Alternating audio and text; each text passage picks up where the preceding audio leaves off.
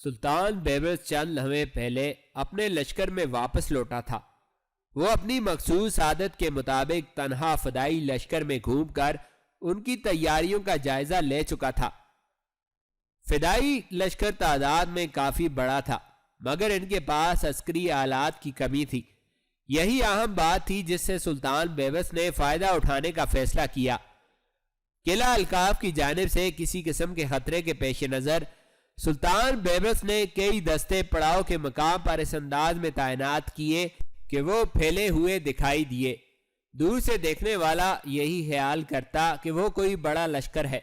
حفظ ما تقدم کے طور پر کچھ دستوں کو قریبی نشیبوں میں چھپا دیا گیا تاکہ قلعہ الکاف کی جانب سے ہونے والی کسی بھی سرگرمی پر بر وقت قابو پایا جا سکے۔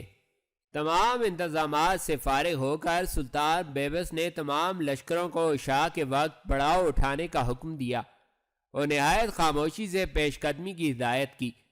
اسلامی لشکر اپنے ساز و سامان کے ساتھ دھیمی رفتار سے آگے بڑھا اور فدائی لشکر کے بالکل سامنے پہنچ کر خیمہ زن ہو گیا۔ یہ سب کارروائی اس قدر رازداری سے کی گئی کہ کسی کو کانوں کان خبر نہ ہو سکی۔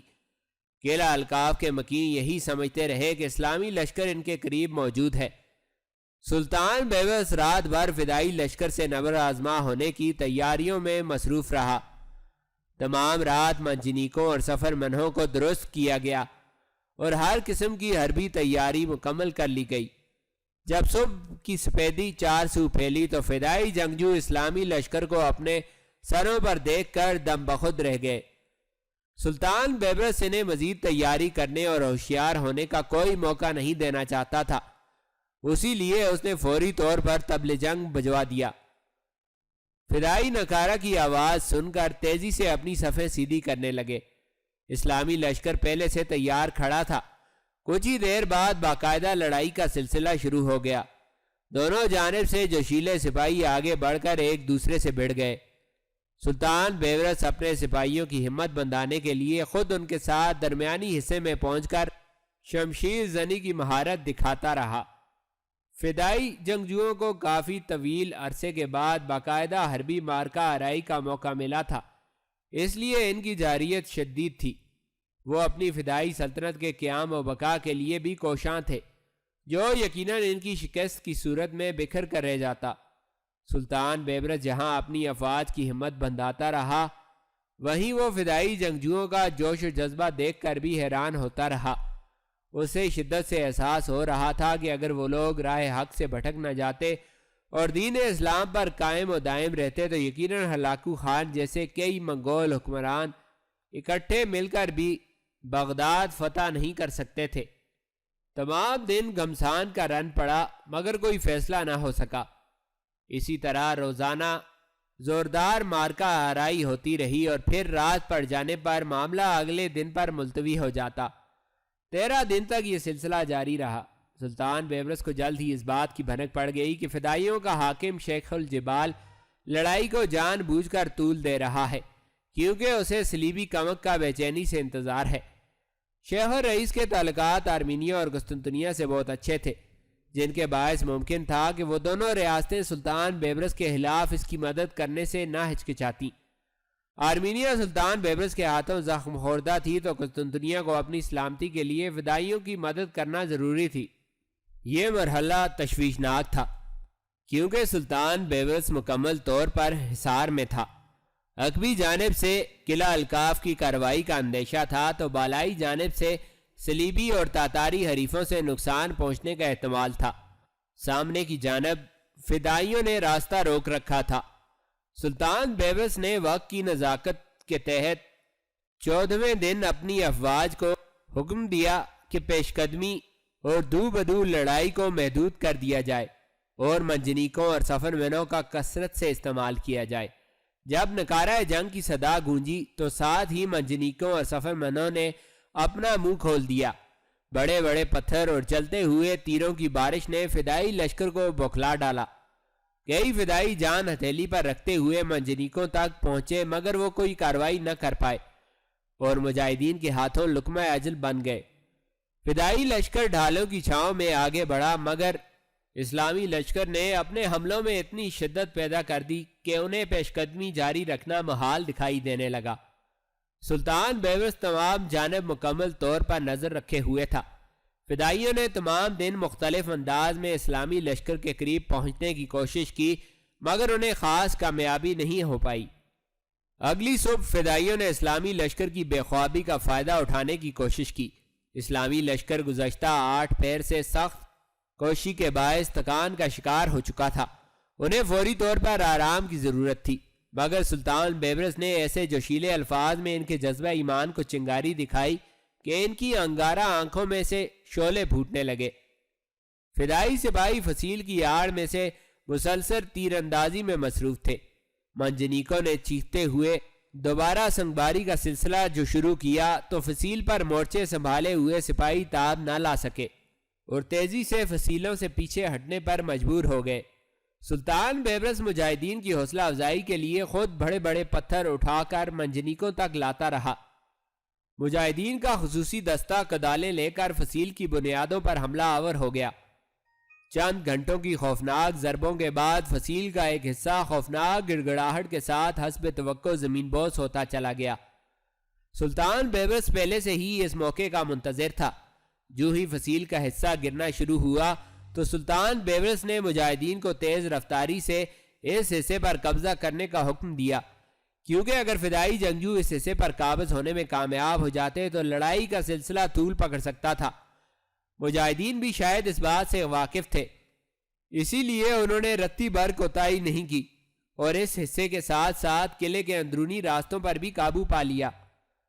اسی اثناء میں دوسری جانب کی فصیل بھی اسی طریقہ کار سے منہدم کر دی گئی۔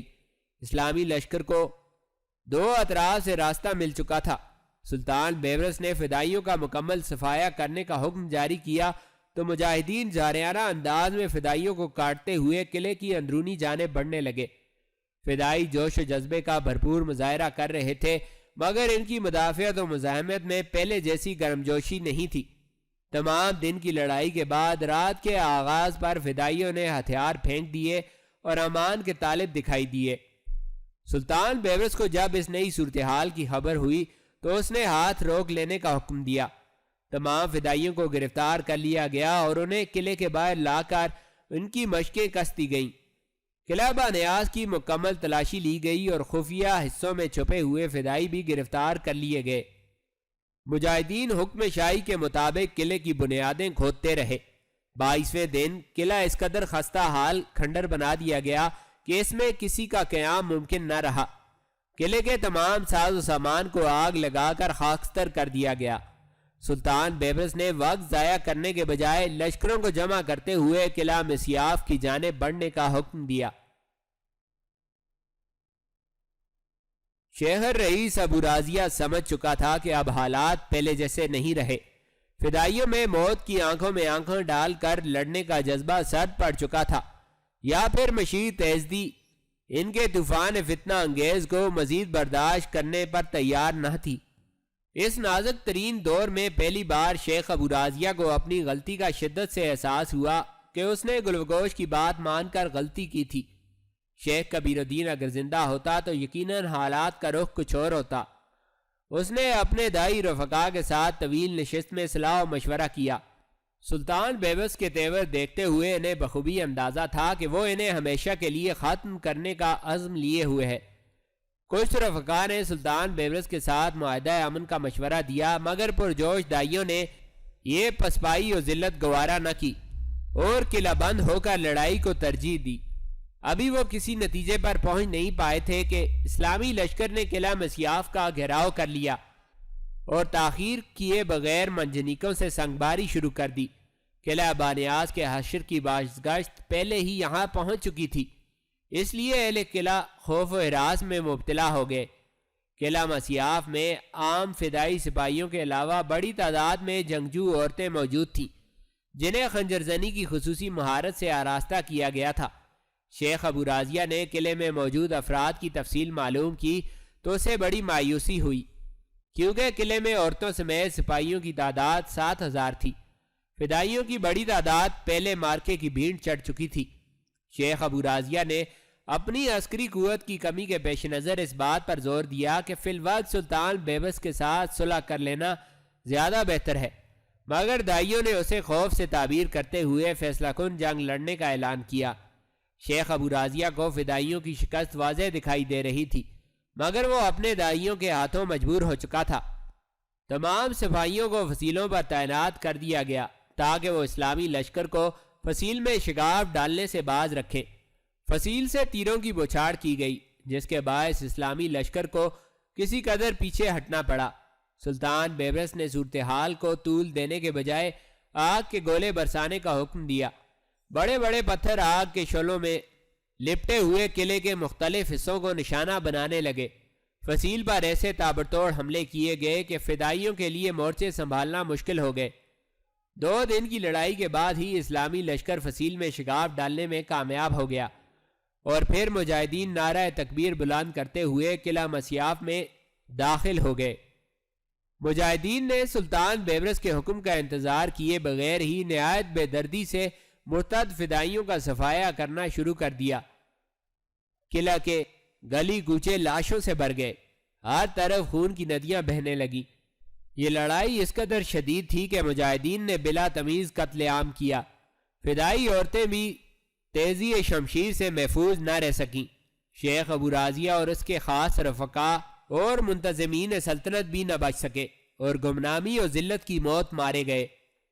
سلطان بیبرس نے فدائیوں کے 3 اہم قلعوں کی فتح کے بعد قلعہ الکہف کی جانب توجہ کی۔ یہ قلعہ بھی زیادہ مدافعت نہ کر سکا اور 1 ہفتے کی مزاحمت کے بعد ڈھیر ہو گیا۔ فدائیوں کی کثیر تعداد کو بے دریغ ہلاک کر دیا گیا۔ سلطان بیبرس نہایت اطمینان سے فدائیوں کا خاتمہ کرتا چلا گیا۔ 24 قلعوں کو ان کے قبضے سے چھڑا کر سلطانی تحویل میں لے لیا گیا۔ کچھ قلعوں کو تباہ و برباد کر دیا گیا، جبکہ کچھ اہم قلعوں کی مرمت کرتے ہوئے وہاں اسلامی چھاؤنیاں بنا دی گئیں۔ 11 ماہ تک جاری رہنے والی اس پرصحبت مہم سے فارغ ہو کر سلطان بیبرس نے قاہرہ واپسی اختیار کی۔ حسن بن صبا کی شروع کی ہوئی اسلام دشمن تحریک 182 سال تک اپنی فتنہ انگیزی اور دہشت گردی کا طوفان برپا کرنے کے بعد صفحہ ہستی سے مٹا دی گئی۔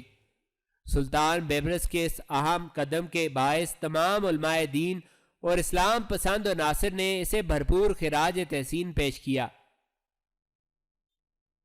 گلوکوش قلعہ بانیاس کی لڑائی کا انجام دیکھتے ہی سمجھ گئی تھی کہ اب بازی اس کے ہاتھوں سے نکل چکی ہے، لہٰذا اس کا مزید وہاں موجود رہنا خطرے سے خالی نہیں ہوگا۔ اسی لیے اس نے اپنے گھوڑے کو تیار کیا اور ضروری اسباب کاٹھی سے باندھ لیے۔ جو ہی شام کے سائے گہرے ہوئے تو اس نے اپنے سفر کا آغاز کیا۔ وہ تیز رفتاری سے اس عطاب زدہ علاقے سے نکل جانا چاہتی تھی۔ وہ پہاڑی راستوں سے سفر کرتی ہوئی کوہ قفقاز کی طرف بڑھتی چلی گئی۔ اسے کچھ اندازہ نہیں تھا کہ اس کی منزل کیا ہے اور اسے اب کس جانب جانا چاہیے۔ کوہ قفقاز کے نزدیک پہنچتے ہی اس کی نگاہ مخصوص قسم کے مورچوں پر پڑی جو پہاڑیوں پر ایک ترتیب سے بنائے گئے تھے۔ اسے یہ مورچے دیکھ کر کچھ عجیب سا احساس ہونے لگا۔ تھوڑی دیر تک غور کرنے کے بعد اس کا ذہن جیسے کھل سا گیا۔ اس کے چہرے پر گہری مسکراہٹ رینگنے لگی۔ اس کی یادداشت نے وہ خاص بات اس پر عیاں کر دی تھی۔ مورچوں کی تعمیر کا انداز زرعیل قبائل کا تھا۔ اسے یہ اندازہ لگانے میں مشکل پیش نہ آئی کہ وہ زرعیل سلطنت کے بالکل قریب پہنچ چکی ہے۔ اسی سلطنت کے دارالحکومت سرائے میں اس کے اپنے مقیم تھے۔ اپنوں کی یاد نے اسے چند لمحوں کے لیے جھنجھوڑ دیا، مگر دوسرے ہی لمحے اس کا تلخ ماضی اس کا منہ چڑھانے لگا۔ اس کے سگوں نے ہی تو اس کا جینا دوبر کر دیا تھا۔ اس کی زندگی کی خوشیوں کو اپنے مفادات کے لیے بربادی میں بدل ڈالا۔ اسی لمحے تخیل کے پردوں پر اسے اپنے نانا منگ کانا کا مکروہ چہرہ دکھائی دیا، جو اسے آخری رسم کی بھیڑ چڑھا کر اطمینان سے زندگی بسر کر رہا ہوگا۔ اپنی بربادی کے ایک مجرم شنگ خان کو تو گلوگوش نے سزا دے ہی دی تھی، مگر اس کا اصلی مجرم قبیلہ سرغر کا سردار منگ کانا ابھی باقی تھا۔ اسی لمحے گلوکوش نے فیصلہ کر لیا کہ اگر اس نے زندگی کا بڑا حصہ سسکتے تڑپتے گزارا ہے تو ان لوگوں کو بھی زندہ رہنے اور ہنسی خوشی زندگی بسر کرنے کا کوئی حق نہیں دے گی۔ وہ ان کی زندگی کو جہنم کا نمونہ بنا ڈالے گی۔ اسی لمحے اس نے اپنے گھوڑے کی باگیں سرائے کی جانب موڑ لیں۔ اسے اپنی منزل اور جینے کا مقصد مل چکا تھا، خون کے رشتوں کی خوشیوں کا خاتمہ۔ وہ برق رفتار گھڑ سوار ہوا سے باتیں کرتا ہوا ترپولی کی جانب بڑھ رہا تھا۔ شکل و صورت سے وہ عیسائی زائر دکھائی دے رہا تھا جو کہ کسی مقدس مقام کی زیارت کے لیے ترپولی پہنچنا چاہتا تھا۔ اس کے گھوڑے کی عقبی جانب ایک ہرن لٹک رہا تھا جسے شاید اس نے راستے میں شکار کیا ہو۔ وہ گھڑ سوار جب ترپولی پہنچا تو شکار کیا ہوا ہرن دیکھ کر بے شمار افراد کے منہ کھلے رہ گئے۔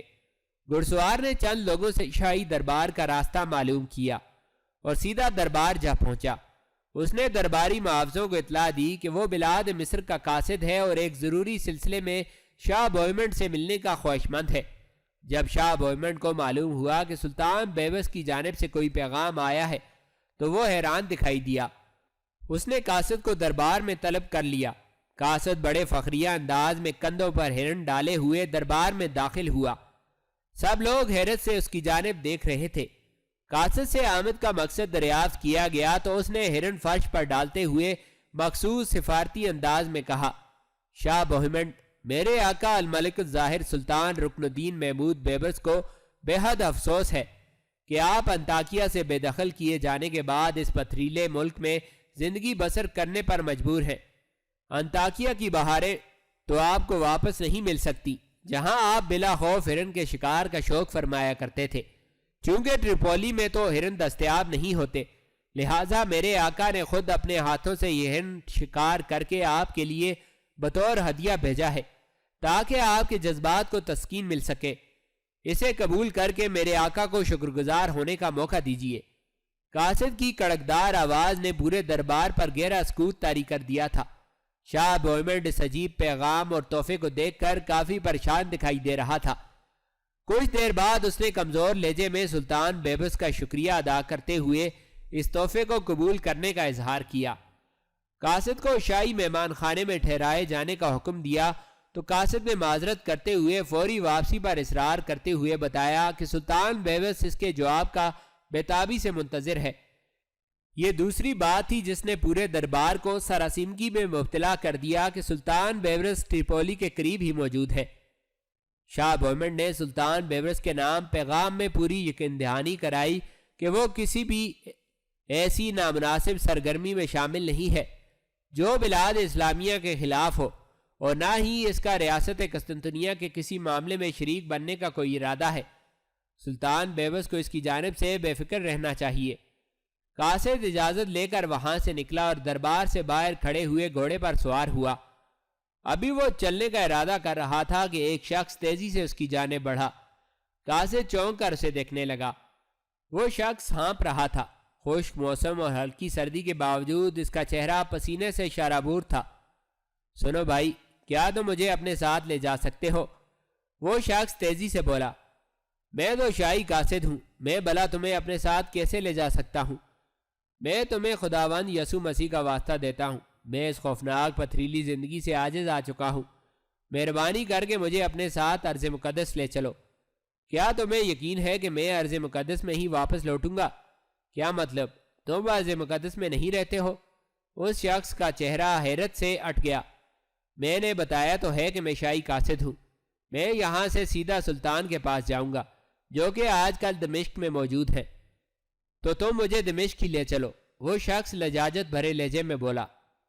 تمہیں یہاں رہنے میں کیا مسئلہ درپیش ہے؟ قاصد نے دریافت کیا۔ بھائی کیا بتاؤں، جب انطاکیہ میں رہتا تھا تو زندگی کی سب آزمائشیں میسر تھیں۔ جب سے وہاں سے دربدر ہوا ہوں اسی دن سے افلاس و فکر نے میرا گھر دیکھ لیا ہے، مگر میرے آقا نے انطاکیہ سے تو کسی عیسائی کو زبردستی نہیں نکالا۔ اس قصے کو جانے دو، تو مجھے دمشق لے چلو، وہاں کم از کم کچھ کرنے کو تو ملے گا، یہاں تو کرنے کے لیے کام بھی نہیں ملتا۔ وہ شخص اپنی ضد پر قائم تھا۔ یہ بات تو طے ہے کہ میں تمہیں اپنے ساتھ دمشق نہیں لے جا سکتا، البتہ تمہیں اپنی ایک قیمتی انگوٹھی دے سکتا ہوں، اسے شاہی دربار میں دکھا کر تم کچھ انعام پا سکتے ہو۔ اس رقم سے کچھ کر سکو تو مجھے خوشی ہوگی۔ قاصد نے اپنی انگلی سے ایک انگوٹھی اتار کر اس کے حوالے کی اور گھوڑے کو ایڑ لگا دی۔ وہ شخص انگوٹھی ہاتھ میں لیے شکرگزار نگاہوں سے اس کی جانب دیکھتا رہ گیا۔ وہ ابھی انگوٹھی ٹٹول رہا تھا کہ دو درباری محافظوں نے تیزی سے اسے اپنے نرغے میں لے لیا۔ وہ شاید پہلے سے ہی اسے تاڑے بیٹھے تھے۔ وہ شخص انگوٹھی ہاتھ سے جاتی دیکھ کر بلند آواز میں شور و غلغلہ مچانے لگا۔ محافظوں نے جب معاملہ بگڑتا ہوا دیکھا تو اسے گرفتار کر کے دربار میں لے گئے اور اس پر قاصد کے ساتھ ساز باز کا الزام لگایا۔ شاہ بومنڈ ابھی تک سلطان بیبس کے پیغام کے سحر میں ڈوبا ہوا تھا۔ اس نے نرمی سے اس شخص سے معاملہ دریافت کیا۔ اس شخص نے قاصد کے ساتھ ہونے والی تمام گفتگو دہرا دی۔ شاہ بومنڈ نے جب یہ سنا کہ وہ انگوٹھی دکھا کر دربار سے انعام حاصل کر سکتا ہے تو اس کے دل میں اشتیاق پیدا ہوا کہ انگوٹھی میں ایسی کیا بات ہے جو اسے انعام دینے پر مجبور کر دے گی۔ اس نے انگوٹھی ہاتھ میں لی اور اسے غور سے دیکھنے لگا۔ انگوٹھی قیمتی اور نفیس تھی، جس کے بڑے نگینے پر الملک الظاہر کے الفاظ کنندہ تھے۔ شاہ بومنڈ یہ عبارت دیکھ کر شک و شبے میں مبتلا ہو گیا۔ اس نے چند افراد کو انگوٹھی کا معائنہ کرنے کا کہا۔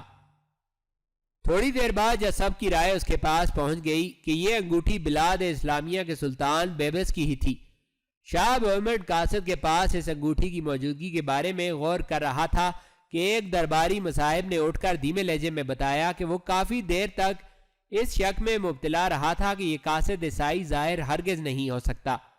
اس کے علاوہ اتفاق سے اس نے انطاکیہ کی جنگ میں سلطان بیبرس کی ایک جھلک دیکھی تھی، اس لیے وہ اس قاصد میں اس کی شباہت کو محسوس کر رہا تھا، مگر چونکہ یہ ناممکنات میں سے تھا کہ سلطان بیبرس خود یہاں آتا، اس لیے اسے یہ سب وہم لگا۔ مگر انگوٹھی کے معاملے کے بعد وہ اسی نتیجے پر پہنچا ہے کہ قاصد کے روپ میں آنے والا شخص کوئی اور نہیں، سلطان بیبس خود ہی تھا۔ اس کی تصدیق پر پورے دربار کو جیسے سانپ سونگھ گیا۔ ہر شخص کا چہرہ مجسمہ حیرت بنا دکھائی دیا۔ شاہ بومنڈ کی حالت بھی ان سے الگ نہیں تھی۔ اس کے چہرے پر زلزلے کے آثار نمایاں تھے۔ وہ یہ سوچ رہا تھا کہ سلطان بیبس کا مقصد کیا تھا۔ سلطان بیبس ٹریپولی قاصد کے بیروب میں صرف یہ جائزہ لینے آیا تھا کہ قسطنطنیہ کا رستہ کیسا دشوار ہے اور اناطولیہ کی حکومت اس سے کس قدر مزاحمت کر سکتی ہے۔ ان کا شکار تو ایک بہانہ تھا جو کہ دربار تک رسائی کا ذریعہ بنا تھا۔ یہ الگ بات تھی کہ سلطان بیبس نے قاصد کے روپ میں شاہ بومنڈ کو پوشیدہ الفاظ میں دھمکی دی تھی کہ اگر وہ اب کبھی اسلامی لشکر کی راہ میں آیا تو اسے شکار پہنچانے کی نوبت بھی باقی نہیں رہے گی۔ وقت گزرنے کے ساتھ ساتھ متی الدین کی حالت کافی خراب ہو چکی تھی۔ تنہائی اور اندھیری قید کی صحبتوں نے اسے نیم دیوانہ بنا ڈالا تھا۔ وہ اکثر بیٹھے بیٹھے خود ہی سے باتیں کرتا رہتا۔ پھر وہ دن اس کی زندگی میں ایک نیا پن لایا جب اسے تاریک زندان سے باہر نکالا گیا اور اس کی وضع قطع درست کی گئی۔ اس کے بڑے ہوئے الجھے بالوں کو جب تراشا گیا تو متی الدین کا چہرہ بجھ سا گیا۔ کٹے ہوئے بالوں میں کئی سفید گچھے موجود تھے جو کہ اس کی ڈلتی ہوئی جوانی کا منہ بولتا ثبوت تھے۔ بڑھاپے کے آثار دیکھ کر وہ خاموش رہا۔ جانے کیوں اس میں اتنی ہمت پیدا نہ ہوئی کہ وہ کسی سے یہ دریافت کر لیتا کہ یہ تبدیلی کیوں کر رونما ہوئی ہے۔ اسے نہلا دھلا کر سفید لباس پہنایا گیا اور عمدہ کھانا پیش کیا گیا۔ متی الدین کھانا کھانے کے بجائے محض خلا کو گھورتا رہا۔ شام کے وقت اسے آگاہ کیا گیا کہ اسے کچھ دیر بعد سلطان بیبرس کے سامنے پیش کیا جائے گا۔ یہ خبر سن کر وہ چپ رہا۔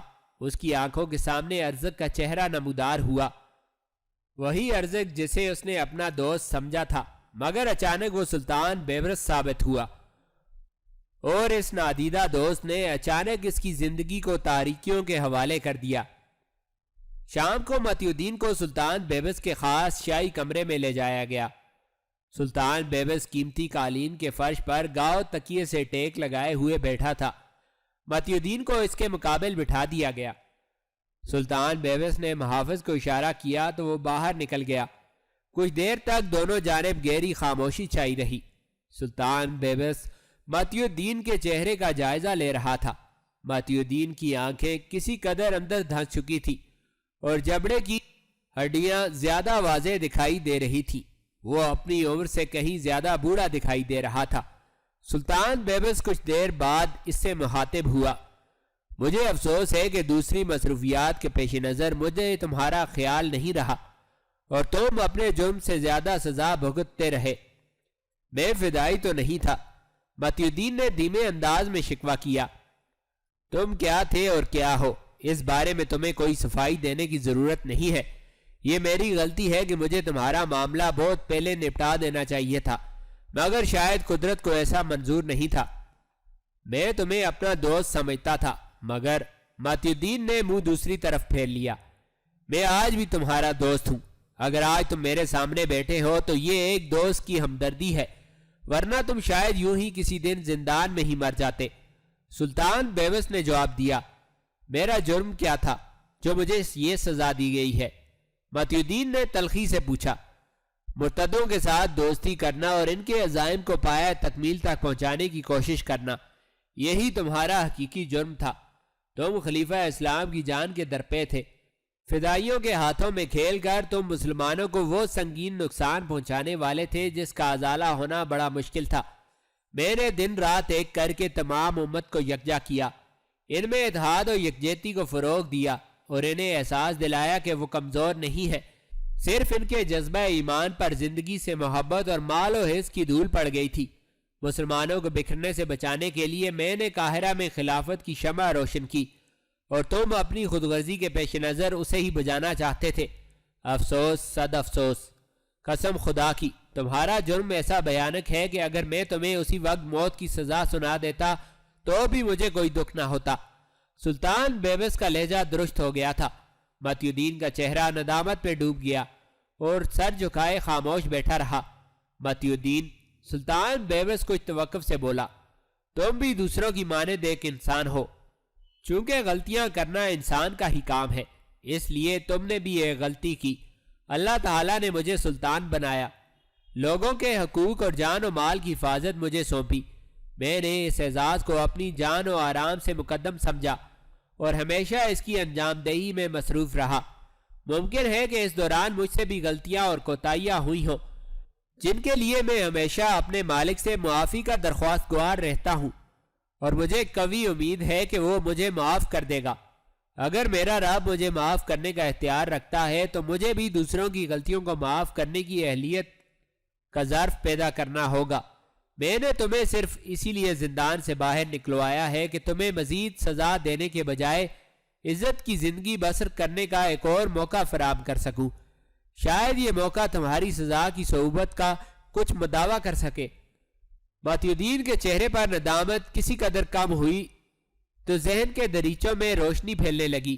وہ یہ سوچ رہا تھا کہ یہ سب کچھ سلطان بیبرس کو کیسے معلوم ہوا۔ کیا تمہیں کامل یقین ہے کہ میں یہاں سے باہر نکل کر دوبارہ فدائیوں سے نہیں ملوں گا؟ اچانک اس نے لاشعوری انداز میں سوال کیا۔ سلطان بیبس کے چہرے پر گہری مسکراہٹ پھیل گئی۔ اس نے قریب پڑی ہوئی نفیس سرائی سے شربت ایک جام میں انڈھیلا اور متی الدین کی جانب بڑھا دیا۔ متی الدین تذبذب میں مبتلا تھا۔ یقیناً اب تم کسی بھی فدائی سے ملاقات نہیں کر سکو گے، اس لیے کہ بلاد شام کے اطراف میں کوئی فدائی زندہ نہیں بچا۔ سلطان بیبس نے بتایا تو متی الدین کے چہرے کا رنگ پھیکا پڑ گیا۔ تم یہ کیا کہہ رہے ہو؟ متی الدین بمشکل بولا۔ اسلامی لشکر نے شدید کارروائی کے بعد تمام فدائی قلعوں پر قبضہ کر لیا ہے اور تمام فدائیوں کو موت کے گھاٹ اتار دیا ہے۔ البتہ جو توبہ کرنا چاہتے تھے انہیں امان دے کر مختلف شہروں میں بھیج دیا گیا ہے۔ اگر تم وہاں جانا چاہو تو میں تمہیں وہاں بھجوانے کا انتظام کر دیتا ہوں تاکہ تم اپنی آنکھوں سے حقیقت کا مشاہدہ کر لو۔ متی الدین گنگ بیٹھا رہ گیا۔ اس کا ذہن بار بار گلوگوش کی جانب بھٹک رہا تھا۔ تو کیا گلوگوش بھی ماری گئی؟ ایک خیال ذہن میں پیدا ہوا۔ سلطان بیبس اطمینان سے اس کے چہرے کے اتار چڑھاؤ دیکھ رہا تھا۔ پھر جیسے شاید اسے کچھ خیال آیا، ہاں ایک بات تو تمہیں بتانا ہی بھول گیا کہ ان فدائیوں کے بیچ میں مجھے ایک ایسی عورت کو دیکھنے کا موقع ملا جو یقیناً تاتاری النسل تھی۔ وہ تمام کارروائی کے دوران فدائیوں سے الگ تھلگ رہی اور ایک بلند پہاڑی پر بیٹھ کر شاید یہ سمجھتی رہی کہ وہ ہماری نگاہوں سے پوشیدہ ہے۔ وہ یقیناً گلوگوش ہوگی۔ متی الدین بیتابی سے بول اٹھا۔ اس کا ستا ہوا چہرہ کھل سا گیا۔ میں نہیں جانتا کہ وہ کون ہو سکتی ہے، چونکہ اس نے نہ تو فدائیوں کی کچھ مدد کی اور نہ ہی ہمارے خلاف ہتھیار اٹھایا، اس لیے میں نے اس کی جانب زیادہ توجہ نہیں دی۔ وہ چند دن کے بعد وہاں سے کوئے قفقاز کی طرف روانہ ہو گئی اور شاید اس کی منزل سرائے ہی ہو۔ سلطان بیبس نے کہا۔ متی الدین آخری جملے پر چونک سا گیا۔ اسے پہلی بار احساس ہوا کہ سلطان بیبرس اس سے اتنی دیر سے اس گفتگو میں بے شمار باتیں ایسی بھی کر چکا ہے جو یقیناً اسے معلوم نہیں ہونا چاہیے تھی، کیونکہ متی الدین نے اس سے کبھی اتنی تفصیل سے بات چیت نہیں کی تھی۔ وہ عجیب سی نگاہوں سے سلطان بیبس کی جانب دیکھنے لگا۔ میں نے اتنی باتیں تمہیں کبھی نہیں بتائیں، پھر تمہیں یہ سب کچھ کیسے معلوم ہوا؟ الجھا ہوا ذہن خاموش نہ رہ سکا۔ سلطان بیبرس نے اس کی پریشانی پر صرف یہی کہا، اس راز کو دفن رہنے دو تو زیادہ بہتر ہے۔ تمہارے حق میں یہی بھلائی ہے کہ تم سرائے لوٹ جاؤ اور اپنے باپ کے بارے میں معلوم کرو کہ اس کا کیا بنا۔ اگر وہ زندہ ہے تو اس کی خدمت کرو، اور اگر وہ گزر چکا ہے تو اپنی زندگی کی فکر کرو۔ اگر گلوگوش دکھائی دے تو اس سے ضرور ملنا۔ میں نہیں جانتا کہ تمہیں ان سب باتوں کی خبر کیسے ہو گئی ہے جو کہ سالوں سے میرے سینے میں پوشیدہ ہیں، مگر یہ سچائی ہے کہ اگر تم میرے دل کا حال نہ پڑھ سکتے تو شاید میں اتنا عرصہ زندان خانے میں نہ رہتا۔ متی الدین نے سر جھکائے اعتراف کیا۔ اگر تم واقعی سرائے لوٹ جاؤ گے تو شاید آج کے بعد ہماری ملاقات کبھی نہ ہوگی۔ کل صبح تمہارے جانے کا انتظام ہو چکا ہے۔ اگر تمہیں کچھ اور ضرورت ہو تو برملا کہہ سکتے ہو۔ اگر میں سرائے واپس نہ جانا چاہوں تو؟ متی الدین نے بے تکا سا سوال کیا۔ اس ضمن میں مجھے کوئی اعتراض نہیں، البتہ یہ یاد رکھنا کہ تم ہر وقت نگرانی کے حصار میں رہو گے، اور اگر اس دوران تم سے کوئی بھی غلط حرکت سرزد ہوئی تو اس کا خمیازہ تمہیں بھگتنا پڑے گا۔ اب مجھے غلط حرکت کرنے کی ضرورت نہیں۔ میں جانتا ہوں کہ تم گلوگوش کے پاس پہنچے بغیر نہیں رہ پاؤ گے۔ سلطان بیبس کے چہرے پر گہری مسکراہٹ رینگ گئی۔ جب گلوگوش کا ذکر سن کر متی الدین کا چہرہ لرز سا گیا۔ دوسری صبح محافظوں نے 2 عربی النسل گھوڑے متی الدین کے حوالے کیے۔ ان میں ایک گھوڑے پر سامان لدا ہوا تھا جبکہ دوسرا گھوڑا اس کی سواری کے لیے تھا۔ متی الدین کو ابھی تک یقین نہیں آ رہا تھا کہ اس کی زندگی میں واقعی دوبارہ صبح نمودار ہو چکی ہے یا پھر یہ سب خواب ہے۔ وہ روانہ ہونے والا تھا کہ سلطان بیبرس وہاں آن پہنچا۔ متی الدین نے گھوڑے سے اتر کر اس سے مصافحہ کیا اور گلے ملا اور شکریہ ادا کیا۔ سلطان بیبرس نے اسے الوداع کہتے ہوئے موٹے فوئناجو خان کو سلام کہنے کو کہا تو متی الدین بے اختیار مسکرانے لگا۔ میں نے سرائے جانے کا فیصلہ کیا ہے، شاید میں قاہرہ دوبارہ نہ آ سکوں۔ جانے سے پہلے میں تم سے صرف اتنا معلوم کرنا چاہتا ہوں کہ تمہیں یہ سب باتیں کیسے معلوم ہوئی؟ متی الدین نے اچانک سوال کیا تو سلطان بیبس چونک پڑا۔ کیا یہ بہتر نہیں تھا کہ تم مجھ سے یہ سوال نہ کرتے؟ میں باقی عمر اس پہیلی کو حل کرنے میں نہیں گزارنا چاہتا ہوں۔ یہ سن کر سلطان بیبس کسی سوچ میں پڑ گیا۔ پھر اس نے بھاری سی آواز بناتے ہوئے اس کے کان میں سرگوشی کی۔ زندان خانے میں مرنے والا بوڑھا شخص کوئی اور نہیں، میں ہی تھا۔ متی الدین سلطان بیبس کے منہ سے وہ لہجہ اور آواز سن کر ششدر رہ گیا۔ اس سے پہلے کہ وہ کچھ اور کہہ پاتا، سلطان بیبس لمبے لمبے ڈھگ بھرتا ہوا واپس محل کی جانب روانہ ہو چکا تھا۔ متی الدین کے چہرے پر عجیب سی کیفیت چھائی ہوئی تھی۔